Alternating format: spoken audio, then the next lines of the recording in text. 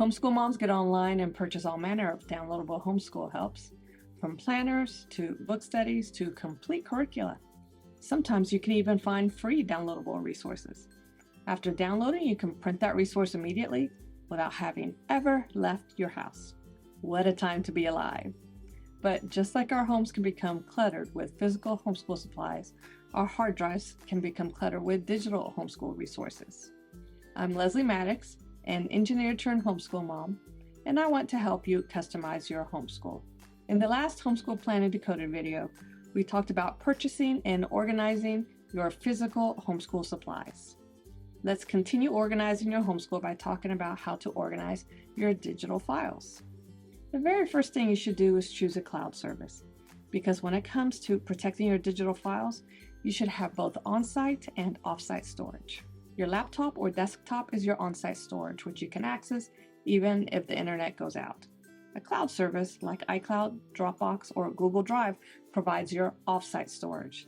So when you download the Homeschool Plan Decoder Starter Kit, for example, there's a link for it below, saving it to a folder that's being synced up with your cloud service will back it up.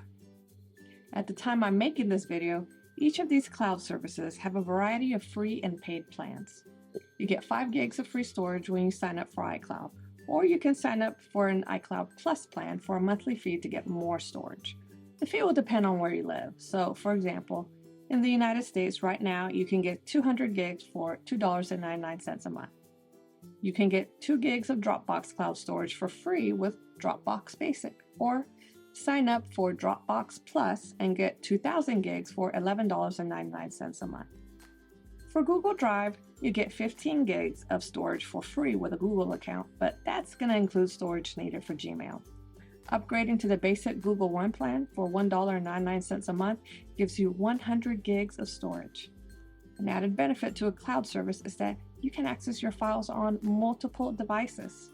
For example, if you download a teacher's manual to your file system and it's backed up to the cloud, you can access that teacher's manual on a tablet or on your phone, wherever you are, your living room, the backyard, library, wherever you go. So when you choose a cloud service, it's worth it to not only learn how to get your files to sync with the cloud service, but to learn how to access those files on all your devices, via the folder or volume that's installed on your desktop or laptop, or via an app installed on your phone or tablet. If you're a Mac user and use iCloud, look for the iCloud Drive in your Finder sidebar. You can then access your iCloud Drive documents on your iPhone or iPad via the Files app. You can access your Dropbox files in your Dropbox folder on your desktop or laptop, or via the Dropbox app on your phone or tablet. You can access your Google Drive files via your Google Drive volume on your desktop or laptop, or through the Google Drive app on your phone or tablet. All of these cloud services also have web interfaces that you can use.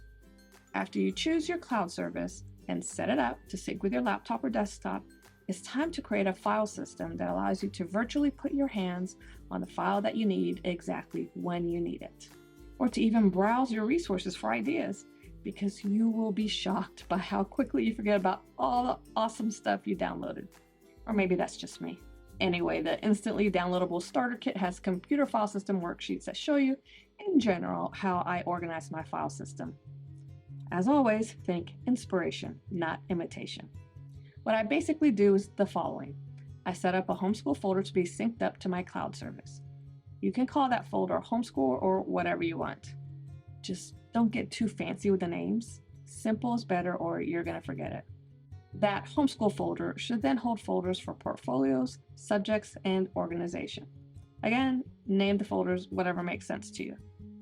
The portfolio folder, or whatever you call it, should hold a folder for each academic year. Those academic year folders can hold files specific to a school year, like curriculum plans, reading logs, and any documentation that you need to keep track of for reporting purposes. If you use the starter kit digitally, you can save a copy of it in there. Like if you edit the starter kit on the computer by typing onto the various worksheets, you can update it each year and keep the copy for that year in the folder for that academic year. Or if you use the starter kit in a note-taking app like GoodNotes, you can export it at the end of the year to that year's portfolio folder. My yearly portfolio folders also contain a subfolder for my oldest son's writing project since he types up his final drafts. I'm also experimenting with cutting down on the paper we have in our homeschool by having my oldest do some of his schoolwork in GoodNotes on his iPad. Right now, he's doing some Bible journaling in GoodNotes using a document I created. I imported that document into my GoodNotes app on my iPad and then shared it with him. That way I can check his work on my own iPad without having to get his. My plan is to back it up each week, so I created a backup subfolder in my portfolio folder. If this works out, I'm planning to purchase digital versions of his curricula for next year if possible so that he can use it in GoodNotes, which will make it even more important for me to keep our digital files organized.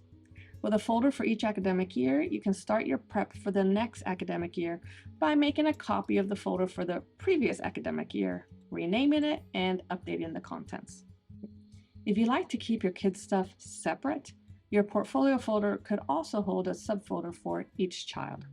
You could put a curriculum planning spreadsheet into your child's subfolder. That spreadsheet could have a tab for each academic year.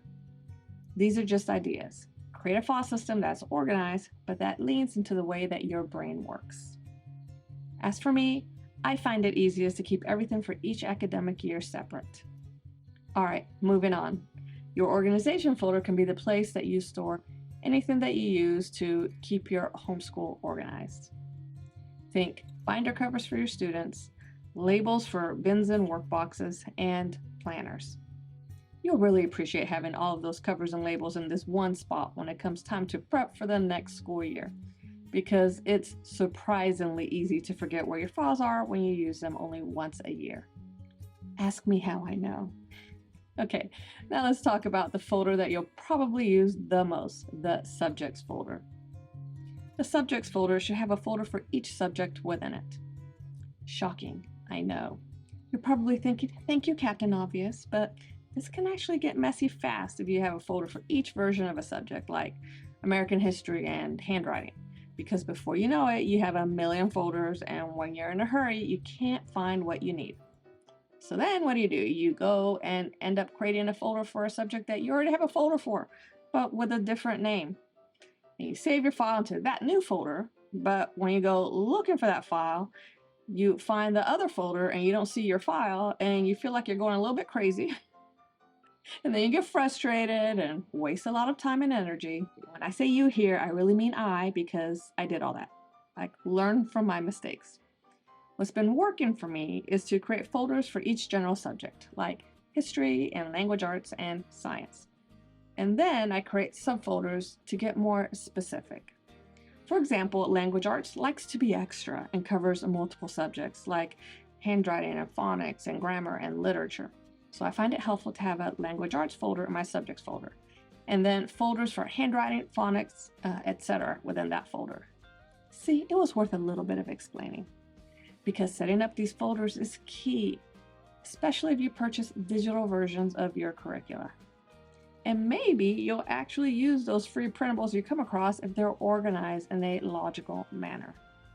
Because unless you print out and use those printables right away, chances are you'll forget about them. So like you're thinking one day that you wish you had some writing prompts for your kids. And so you look in your writing folder and see that you do have a writing prompts printable that you don't even remember downloading.